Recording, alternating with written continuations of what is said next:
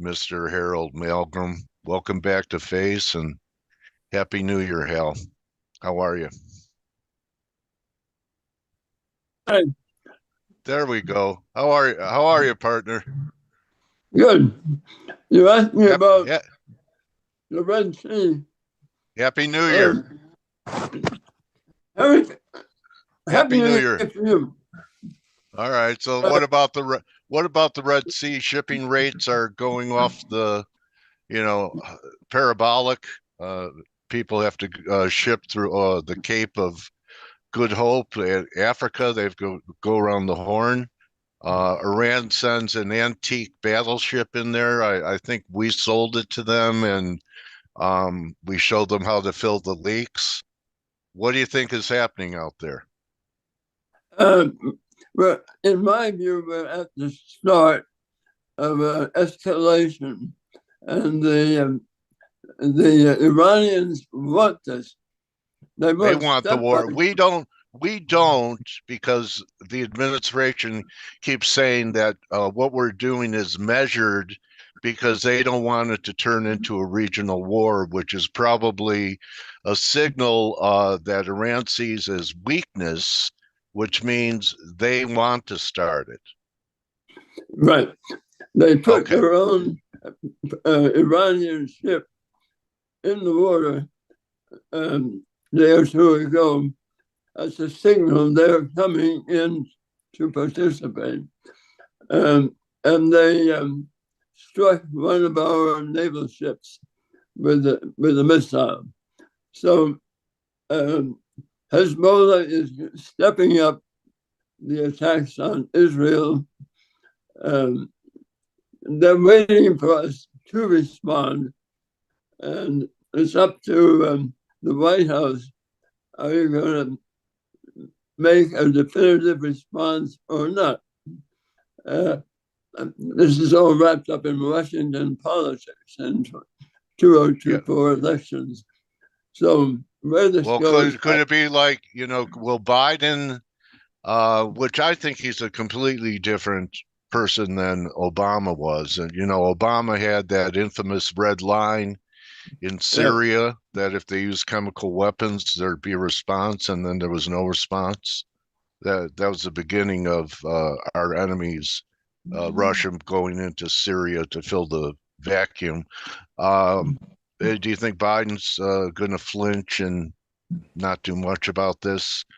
And maybe it won't be about us doing anything. Maybe it's going to be about Israel taking them on since um, they're at war already.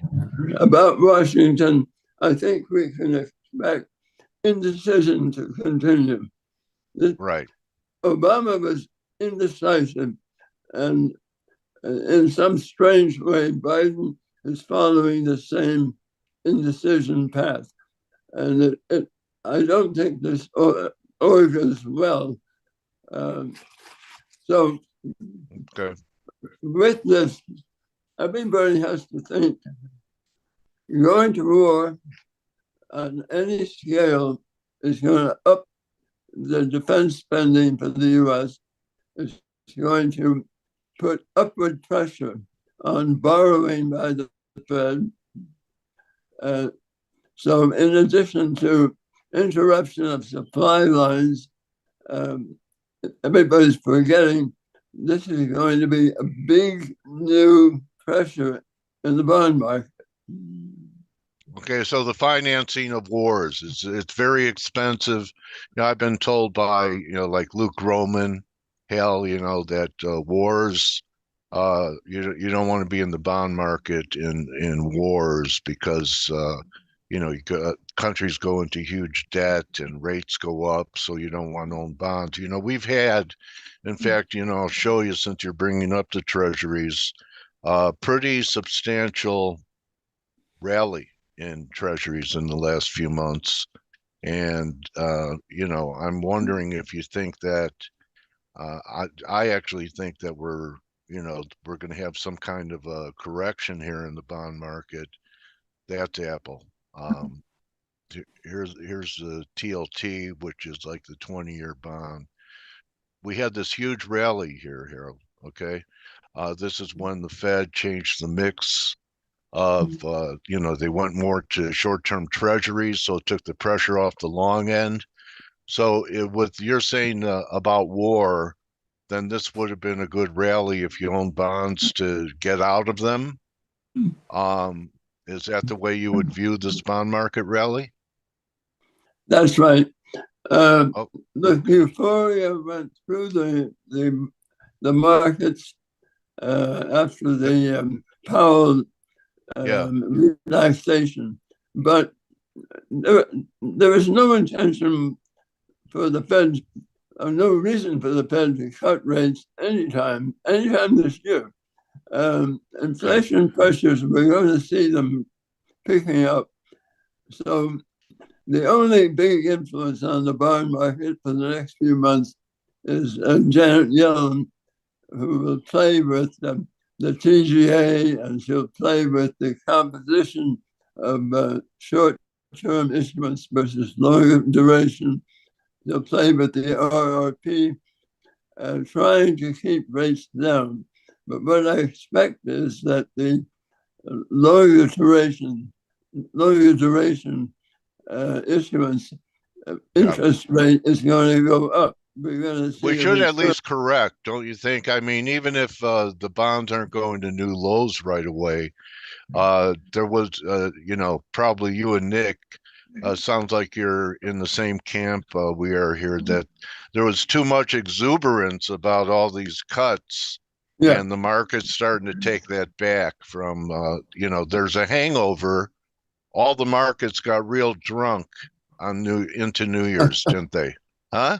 Here over Yeah. they did the financial system was being fed tequila for I don't know a couple of months going into the end of the year, and now they have a hangover.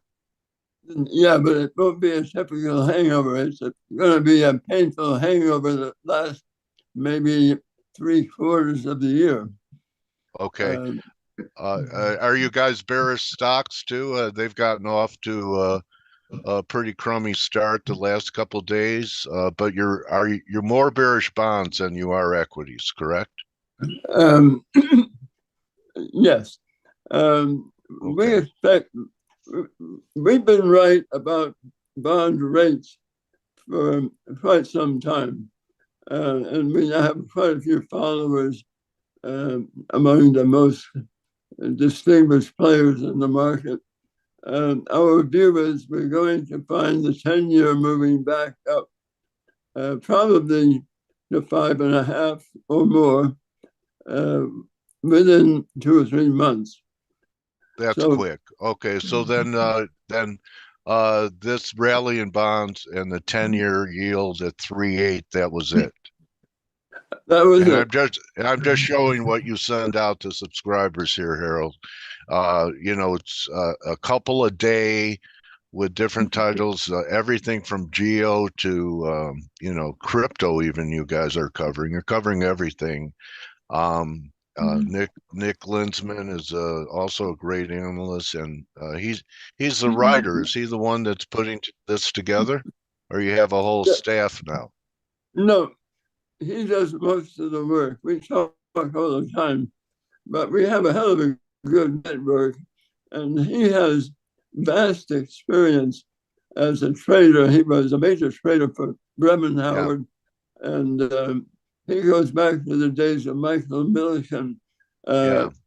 he's a big time player. He's just a specialist. But Okay. anyway, we believe we have an I'm economy. I'm big I'm big time too, Harold. Sorry, I'm big time too, I know that. And you know where? In my imagination. Uh, well, I think you're pretty sharp. I like I'm following a you. legend in my own mind, Harold. So anyway, Um, uh, okay, let's talk about what everyone's forgetting now. Because since the war in Israel, Hamas in October began, Ukraine, which was the front page story for almost 2 years, um, we're at a place where we can't fund them. Seems like things are also escalating there because Russia's sought to press their advantage about us, not us, about Ukraine not getting the aid they needed in time. What's going to happen there this year? Well, Russia is not gaining, they're falling apart. So aid to Ukraine is falling apart. The Russians are falling apart. Somewhere here, there's going to be real talk about ceasefire. Now, Okay. everybody throws up their hands and says, what does that mean? Everybody has forgotten many years ago, we had a big um, battle in motion between South Korea and North Korea, and the US was deeply involved. And there was a ceasefire. That ceasefire turned out to be permanent. Yeah, right. And if there is any will at all, my guess is they'll come up with a ceasefire that has that kind of quality to it. Everybody stops, draw the lines. The problem is Ukraine probably has to give up some territory to make it possible. And that's going to be humiliating for Zelensky. Yes. Okay. So, he's under pressure now. Last year when he came here, he was a hero. Right. This time when he came, they treated him like a zero. Well, So he's it seems he's like he's inconvenient. expendable. He's inconvenient. And for politicians and thinking about the elections, inconvenient means ignore it, hope it goes away. Yeah. Well, how about the election in Taiwan then, Harold? Let's get to, one of your favorite topics, China. Xi said this is the 13th, and Xi said this is an election where the choice is not a candidate, the choice is war or peace. What do you think is Yeah, going to happen there? it depends on who's elected.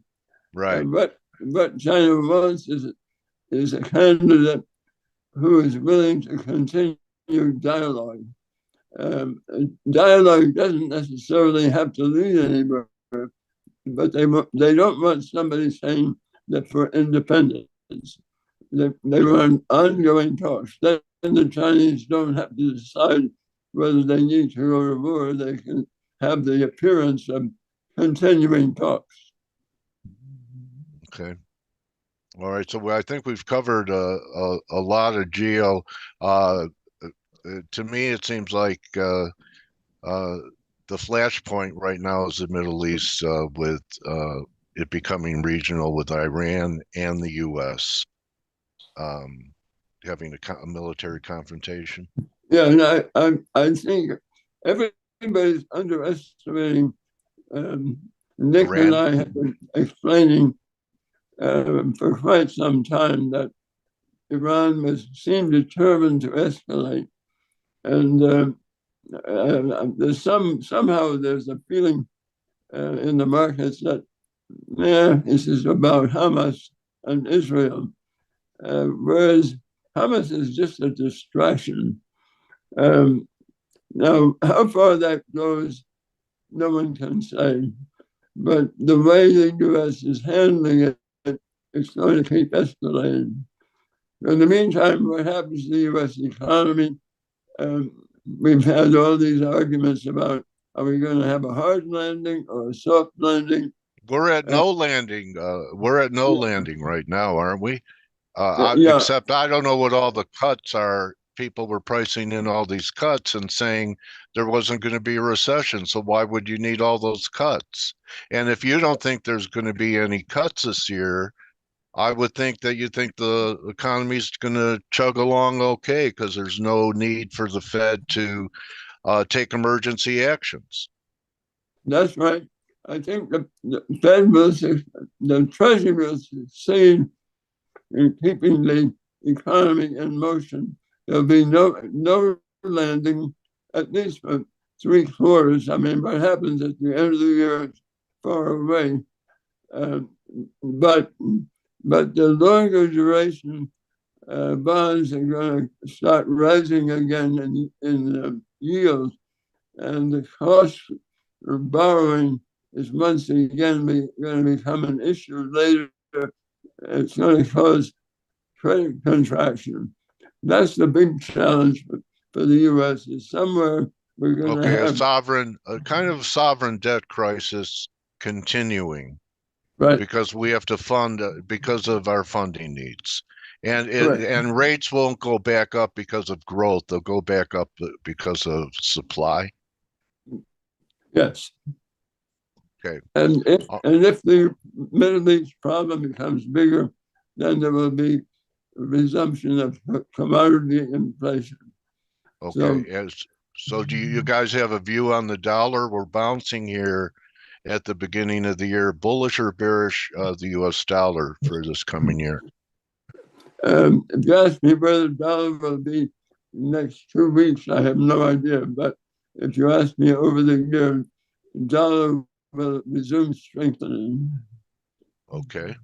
All right. Well, it's begun, so we'll see. I think it has to hold there.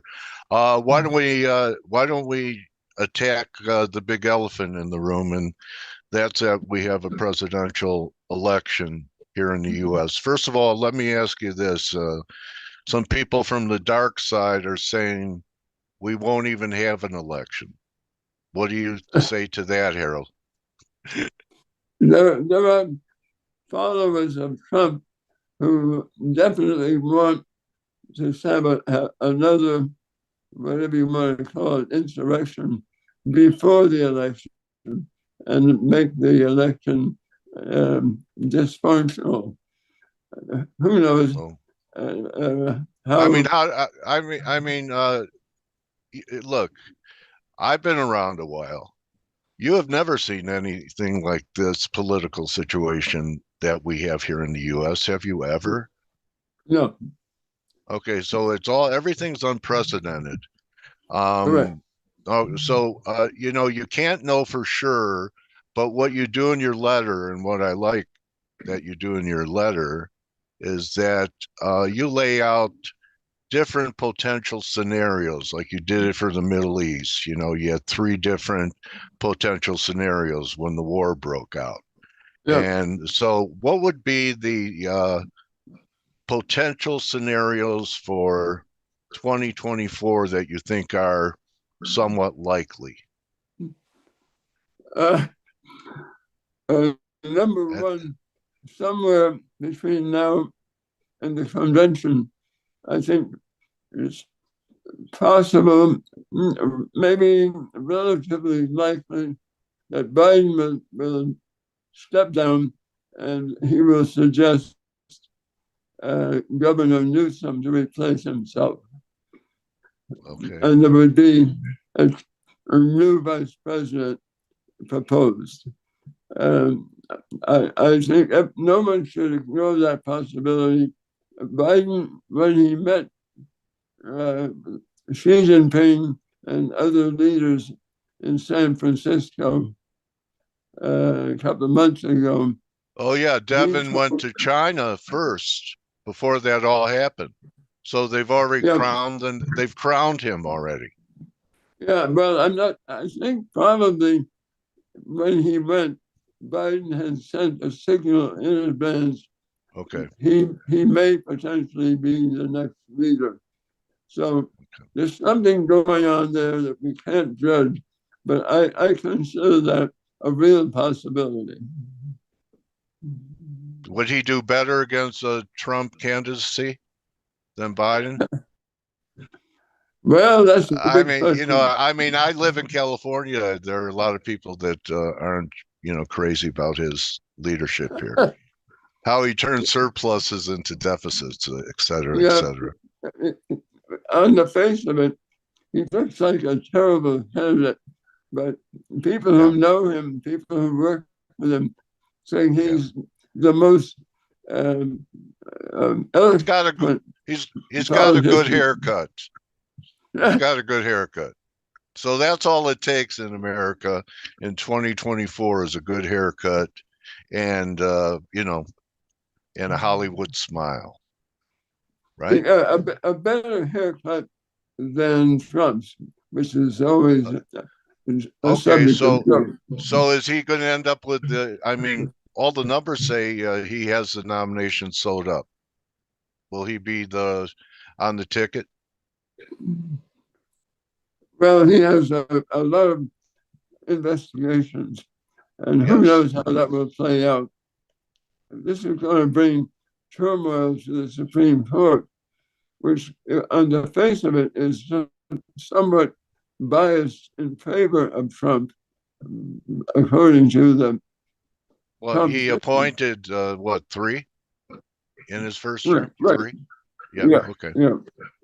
So, so the country, the United States, is in a big crisis in every respect, not only for the election, but for the functioning of the Supreme Court Every and institution the confusion in the House and Senate, where I think everywhere. the House will flip the Democrat, but the Senate will probably flip Republican. So, um, so this hangover that we have, thinking everything's better because of the Fed. Yeah. As I say, the whole year is going to be one hell of a hangover, Okay. and without obvious relief. Okay. All right.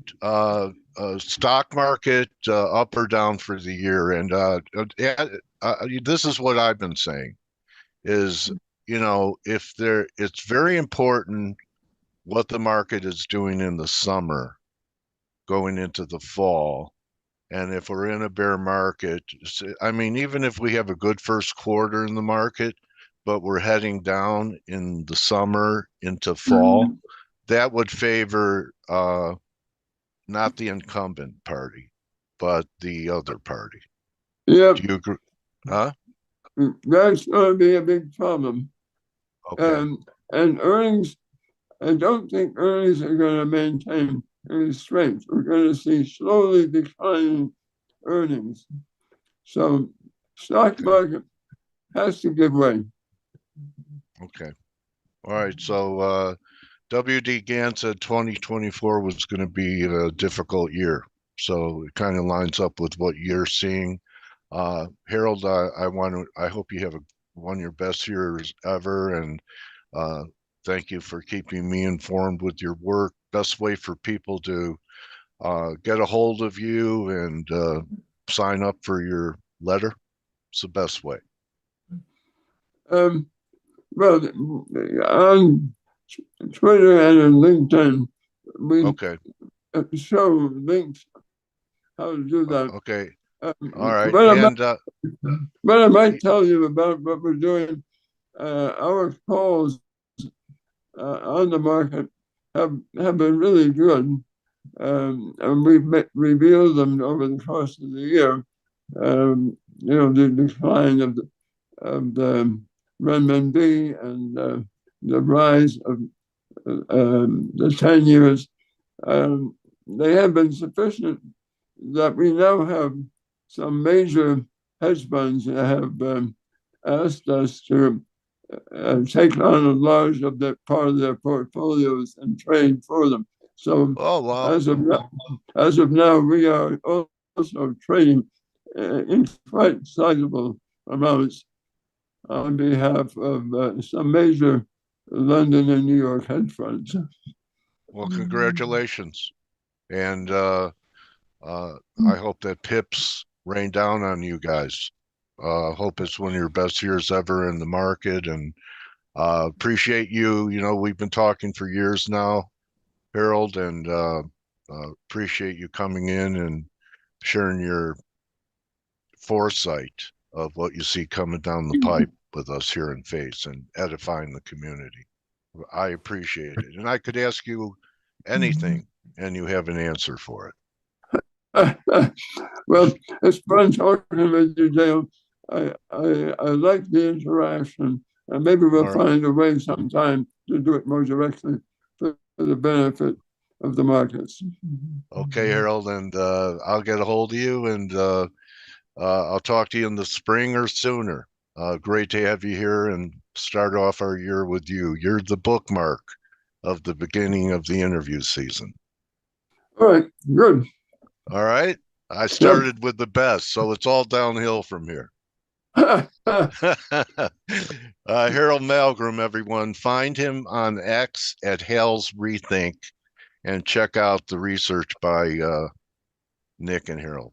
And that's a wrap for me. You could catch a team in 15 minutes on the morning edge. And don't just count your pips, count your blessings. See everyone tomorrow. Adios. Thanks again, Hal. Bye-bye. Nice talking to you, buddy. Bye-bye. Hey traders, this is Blake Morrow with ForexAnalytix. Thanks for stopping by our YouTube channel. Don't forget to like these videos, share them, and subscribe to our channel so you don't miss any of the content that we provide here for free. Thanks for stopping by. I'll see you in the next video.